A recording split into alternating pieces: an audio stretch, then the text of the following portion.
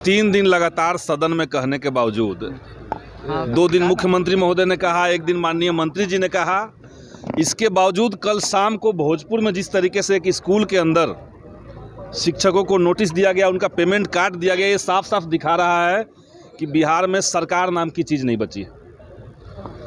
NDA सरकार में एक अधिकारी का इतना मजाल हो गया है कि वो न केवल मुख्यमंत्री की बात का अपमान कर रहा है बल्कि सदन का अपमान।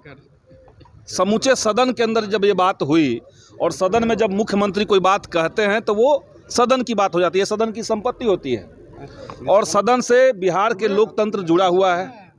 तो सारे लोगों का अपमान शिक्षा विभाग के एक अधिकारी कर रहे हैं और हम मुख्यमंत्री जी को भी कहना चाहेंगे कि आप जिस तरीके से उनको ईमानदार घोषित कर रहे हैं, सच्चाई वो नहीं है, बल्कि शिक्षा विभाग के भीतर पिछले कई महीनों के अंदर अगर देखा जाए तो बड़े पैमाने पर भ्रष्टाचार हुआ है। और हम ये बात बार बार कर रहे हैं, सदन के अंदर हमने सवाल उठाया है, हमने कहा है कि बिहार के सभी जिलों में जिस तरीके से स्कूलों के अंदर शैक्षणिक और गैर शैक्षणिक पदों पर बहाली के लिए आउटसोर्सिंग एजेंसियों को बगैर किसी टेंडर का ठेका दिया गया, बिना किसी टेंडर का, वो साफ साफ भ्रष्टाचार है।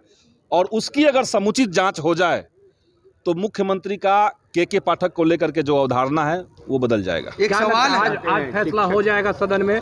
आज सदन में हम लोग फिर से बात कहेंगे, क्योंकि ये मुख्यमंत्री का केवल अपमान की बात नहीं है। जब आपने कह दिया कि 9:45 तक टीचर को आना है और आप 9:05 में स्कूल में पहुंच जा रहे हैं और 9:05 में स्कूल में पहुंच करके आप सीधे सीधे टीचर्स के ऊपर कार्रवाई कर रहे हैं, तो ये समूचे सदन का अपमान है।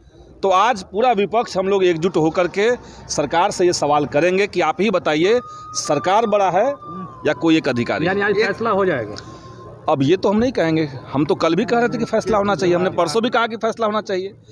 तो सरकार को सोचना चाहिए कि आपकी बात 3-3 दिन अगर सदन में एक ही चीज़ पे बात होती रहे, और भी गम है ज़माने में मोहब्बत के सिवा, और भी मसले हमारे पास है उठाने के लिए, लेकिन अब ये शिक्षा विभाग का एक अधिकारी समूचे मामले को अपनी तरफ मोड़ के बैठा हुआ है। सुर्खियों में रहना उनको पसंद है, वो सुर्खियों में बने हुए। एक सवाल है, अधिकारी तो अधिकारी, अब विधायक भी गाली गलौज पे उतर गए हैं। गोपाल मंडल का आपने बयान सुना होगा, जिस तरीके से उन्होंने बयान दिया है। अब ये तो जदयू को समझना चाहिए। गोपाल मंडल आधा घंटा में कुछ जो बोलते रहते हैं, तो जदयू का है कि अपना अनुशासनात्मक कार्रवाई उनको करना है तो करें, इसमें हम लोग क्या कहेंगे।